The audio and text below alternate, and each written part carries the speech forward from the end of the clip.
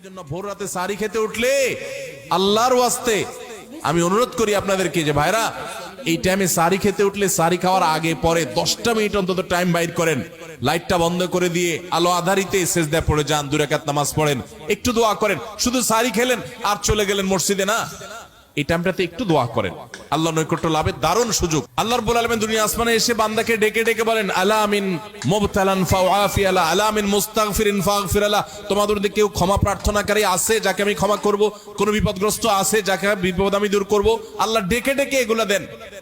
আল্লাহ নিজে ডাকেন তাহাজ্জুদের জন্য, সেটা আমরা 12 মাস পড়ার সুযোগ পাই না, কিন্তু রমজান মাসে পাই। 11 মাস পাই না, রমজান মাসে পাই। সারি খেতে উঠেন, ওই টাইমটাতে আল্লাহর সবচেয়ে কাছাকাছি যাওয়ার সুযোগ হয়। সেজদায় লুটায় পড়েন, সেজদা হলো আল্লাহর আরো কাছে যাওয়ার মাধ্যম।